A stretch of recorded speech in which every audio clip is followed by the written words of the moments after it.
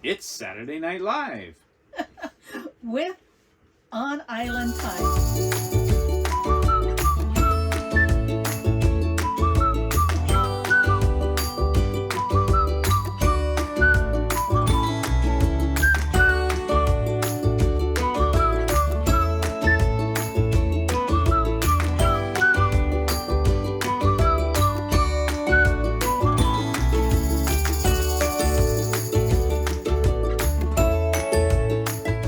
Aloha, everybody. We are Hey, here at Mississinewa State Park here in, where are we at? we're in what space? No. What city? Oh, Peru. Oh, that's right. In Peru, Indiana. We've been here one other time before and we kind of liked it and we kind of didn't. The reason why we didn't is because we were in a space that was very uneven and it took all of our blocks to even get close to it and we still weren't even. Plus there was a tree that we had to navigate and the mosquitoes were really bad. I mean, we tried hiking and They were horrible. didn't get very far on the trail and they were attacking moving targets, and so I couldn't take it anymore. Mike couldn't take it anymore, and so we came back to camp and just vegged. It was a great weekend without the mosquitoes. But this is a new year. This was last year that we were here. This is a new year. We're in a different spot, and we thought we'd let you know what's going on here. Yeah, we're in spot 132, and it is mostly level. It's pretty good. It's got full service, full hookup, sewer, water, and electric. We did run into a problem though. We came in at night and we didn't realize it. And the side that's the utility side that's nearest the utilities had a soft spot in it, and we sunk. And fortunately, we didn't sink far enough where we got stuck. We were able to pull it out and then move it back over a little bit further. So we moved quite a distance from the actual utilities. So we're not as close as we would like normally. So I didn't hook up the water and I didn't hook up the sewer, but there was a couple other reasons that I didn't do that. One was because it was dark. The other reason was because I wanted to understand how our washing machine consumed water and to see if what kind of issues and troubles we were going to have. Well, not issues, not troubles, but we just wanted to know how much water we were going to consume and how much water we were going to be putting into our gray tanks if we decided to do laundry while we were out on the road. Doesn't look like it used a whole lot of water. The washing machine is splendid. The dryer performed flawlessly. The washer, we had one problem. We got an error, E8. I think it was because we had too many clothes in the washing machine, and it was sucking up all the water, soaking it all up. So it was a water type error. So that's what I think it was, because I restarted it and everything was fine, and it went through all the cycles like it normally would. We also set up our new Blackstone grill. I seasoned it. Took what five seasons, 5 swipes with the oil in that. Seasoned it with avocado oil. Don't know if that's great, but it seemed to work and didn't have any problems or issues. It looks like it's gonna be great. We cooked our first steaks on it, and we had onions and mushrooms that we cooked on the griddle as well. It's a griddle, not a grill. So I just want to make that clear. One of the things I can tell you about the griddle is the cooking temperatures are extremely even, and you have what seems to be very precise control. The steaks came out excellent. The onions, cooking those on the griddle, and cooking the mushrooms on the griddle, doing it at the same time. That was a pleasure, being able to do it all on the same place. And Sheri, all she had to do was just cut them up and give them to me, and I had them all cooked, and it was great. And cleanup was fairly simple. Just heat it up to the hot temperature, and a little bit of water, a little bit of elbow grease, and it was clean. Put it away, and we're ready to go. Now, the reason why Mike put away the griddle is because just before he cleaned it, we got an alert on our phones that it was going to rain this evening. There are thunderstorms. There are expected to be thunderstorms tonight. I believe I believe high wind too. So we didn't want to leave it out. So that's why Mike went ahead and cleaned it and put it away. If it's still kind of crappy in the morning, then I'll cook breakfast here on the stove. In fact, I'm actually thinking about making a kind of an egg casserole with some of our leftovers. So that's easy peasy. Cleanup is easy there too. And yeah, I'm glad Mike really likes his griddle because he's been talking about it. So he finally got it, and it was a very good dinner. He's really a good griddle cook. Griddle cook. Yeah, he does all the cooking outside. I do all the cooking inside. Yeah, I brought the sous vide just in case we weren't able to get the griddle going for some reason. We were expecting rain for this weekend. It turned out to be mostly pleasant today. We got some rain last night. We got some thunderstorms that are going to be rolling in tonight. So it might be an interesting night. Have to bring in the awning for sure. We don't want to have that blowing around out there in the wind when we're trying to sleep. So we also brought the bikes with us in the Jeep. We are trying a new system. We bought some tubs, some Craftsman tubs, 50-gallon tubs. They're huge, and the electric bikes, when they're folded, they fit in there just perfectly. We got that off another YouTube channel. Thanks to whoever you are, I can't remember. We'll provide a link to his channel below so that we can give him proper credit for those bins, and you can go look at his video and see how he did it. We didn't do it quite the same way.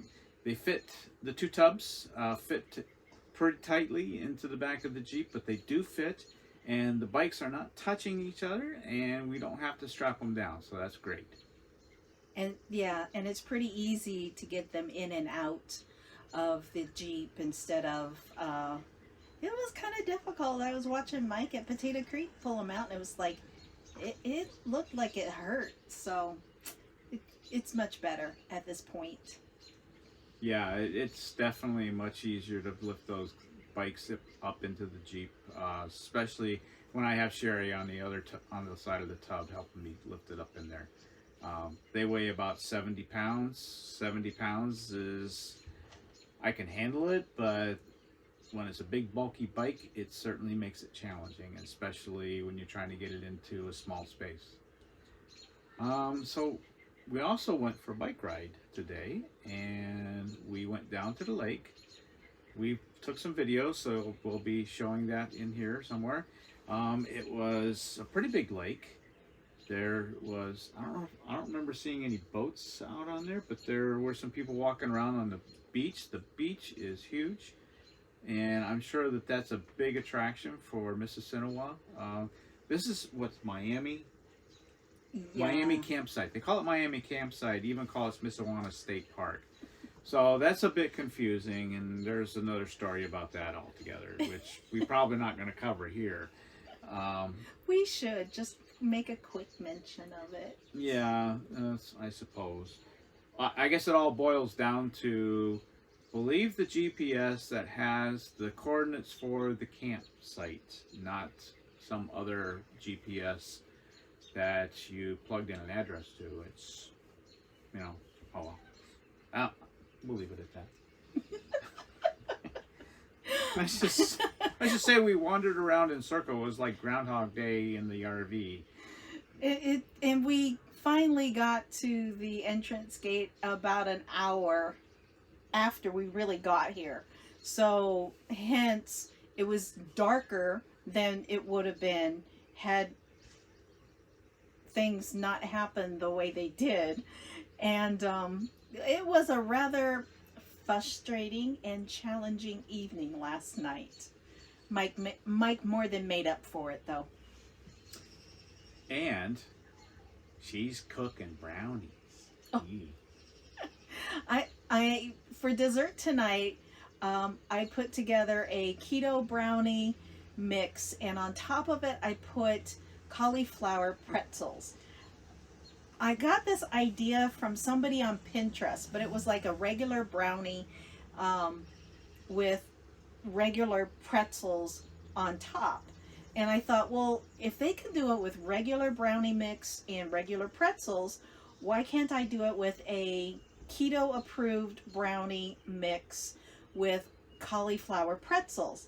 So that's what I did. They're cooling right now, so we'll probably be getting into them in about maybe 20 minutes now. I think they've been cooling for right around 10 minutes. So I figured give them 30 minutes to cool, and then we can try it, and we'll let you know how it goes. Did we talk about the hole? No. We didn't talk about the hole? Which hole? The hole over here. Yeah, we did talk Yeah, about you the hole. did. Yeah, when we talked pulled about in. the hole. I am almost positive, but I am going to have to double check my information, but I believe the lake here is man-made. There is a dam that crosses, or you can see it from the boat launch that we were at, and it's kind of cool looking. They didn't have any water spilling over it. I think it's been kind of a dry year this year, and the lake is a little bit on the low side. But you can see where they've cut trees in some places. So I believe this is a man-made lake. But again, I'm going to have to double check my information on that. And we'll let you know if that is correct or not. But this place is gorgeous. It is huge. There are a lot of sites for camping. There's a lot of sites for tent camping. And if you want to boondock, I think you can boondock in those places where there's tent camping allowed. There's primitive sites over there. I don't know if they'll let an RV there, though. Yeah, I don't know either. We didn't see anything, so there was no tents or RVs in that area. But it's huge. And just walking around the different types of RVs and trailers that are here, it's just phenomenal. And it's really nice to see people getting back out after these past 2 years and enjoying themselves with their families, their friends, and whatnot. Like when we were at Potato Creek, we met up with our friends, Fran and Dave, and then another couple came in to have dinner with us, and that was Kathy and her husband, Dan. So the 6 of us got together, and we were able to have dinner on Saturday evening. It was cold, but it was fun. And when you come to Mississinewa, if you are able to coordinate something like that, this would be a really cool place to do it. Oh, that's right. Remember this? There's a Schoolie convention going on, we think, because there is a bunch of Schoolies in some of the locations. Wow, maybe we saw about 6, 7, 8, 9, 10. Yeah, something like that. And they're all centralized in one location. And prior to seeing this many Schoolies, I believe we mentioned in a video that we did with Prophetstown earlier that there was a couple of Schoolies there, maybe 2 or 3 of them.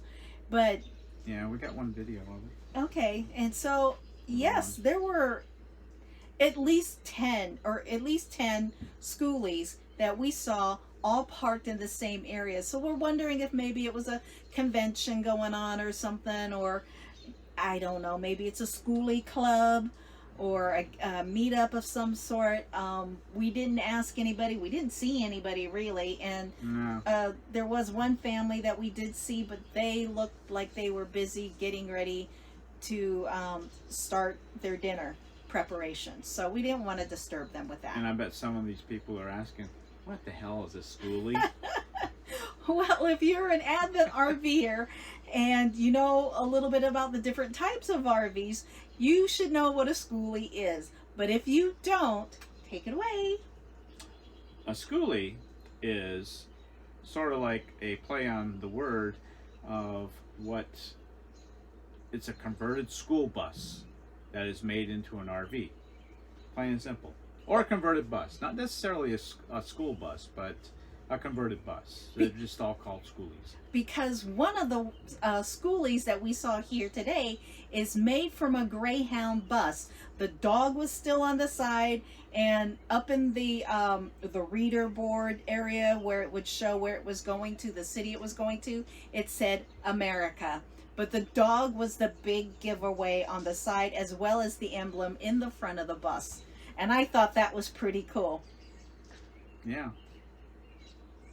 So, what else is there to do here? Well, you know, aside from trying to get together with your friends and camp here, a lot of people bring their dogs. There's a lot of dog walking going on through the campsite. There are a lot of places for kids.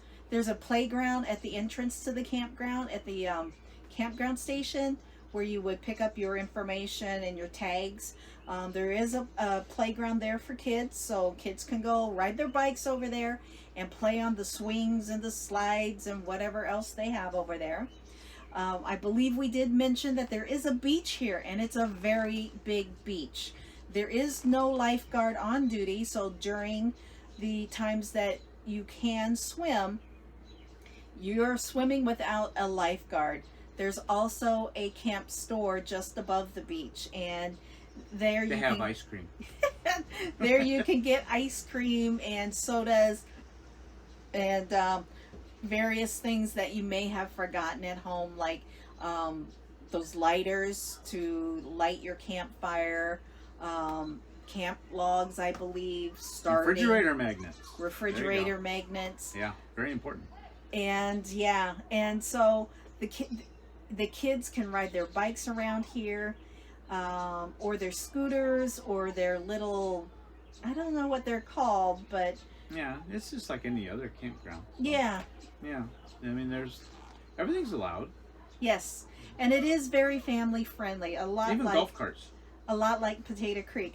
There are not one, but at least 1, 2, 3, 4, 5, 6 camp hosts in this campground, because the campground is so big. And they did build a new comfort station not far from us, and it looks really nice. I've never been in any of the comfort stations at any of the parks that we've been into. I'm kind of funny about that, but it does look very nice, and I'm sure that it's kept very clean. I have been told that the comfort stations at Potato Creek and at Tippecanoe are very clean. So a tip here for those that are looking to go camping here, it is back in some backcountry roads, so probably your best bet is to get here during the day. That's one bet. Another thing, it is quite large, so you could wander around the campsite for a while before you find your parking space. Especially if you come after hours, or I don't know if the station is manned 24/7 during the peak season of camping. Yeah, it was when we got here, I think. But last year. I don't know for sure. No, I don't know either. But if you come and there's nobody at the entrance gate or at the campsite gate, and you've never been here before, it can take you a while to find your spot. I did find out that if the gate at the campground entrance is closed, that there's a big flat box that says park information on it, and there should be, and I say that cautiously, a map of the campground so that you can find your site after hours. I say it like this because there was not a campsite map for us to find our site. So luckily we had disconnected the Jeep from the Wraith, and I told Mike that I would go find it, and I did, and brought him back. And before I even brought him back, I looked to make sure that it was fairly level, and it was, and it looked like it was a really good spot until we made the hole. Yeah. We use Reserve America to make our reservations at the Indiana State Parks campsites, and this particular park has a mix of full hookup and just electric only, and then they have the primitives as well. A lot of the electric sites were still available, and the full hookups were the ones that were taken. When looking around, when we were riding around on our bikes, we looked at some of the sites, and a lot of the sites are not as level as would be desired. So if you have extra blocks, bring them. Yes. You may need them depending on your site. Yes. But other than that, it's a nice park. If you have the chance to come here, I would highly recommend it. And oh yeah, there's hiking trails too, and paved bike areas as well. So those are some of the things that you could. Oh, and there's fishing, so you can take the kids fishing. We saw a lot of people fishing today, so that was kind of nice. Yeah, so there's lots of things to do here at Mississinewa State Park, and maybe, just maybe, we'll see you. So until then, ride the wave on Island Time. Aloha, everybody. Bye. It's time to eat brownies.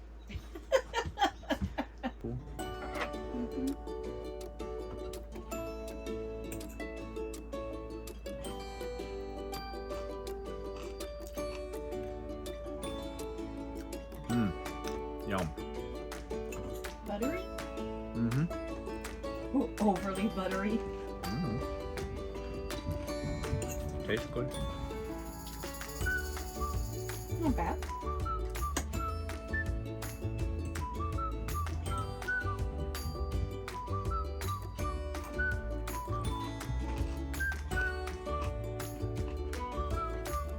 Can't say I've ever had pretzels with brownies.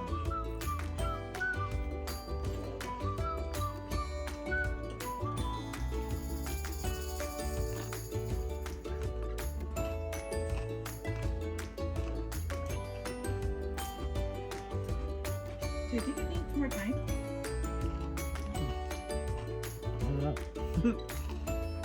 Does it matter?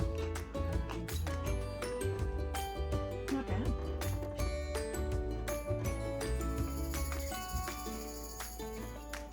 It's so warm. So.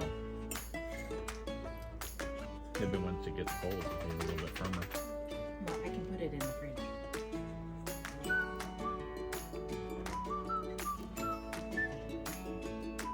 I could have another piece. You can have another piece.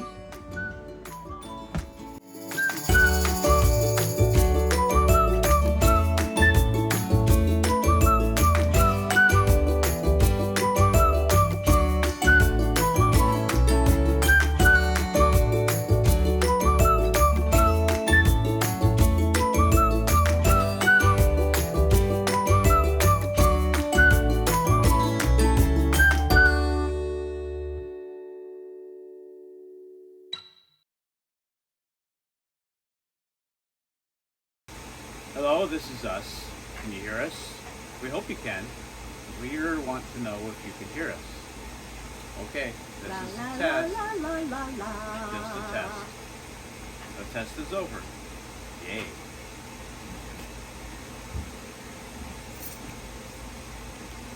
This is a test. This is only a test. Just a test.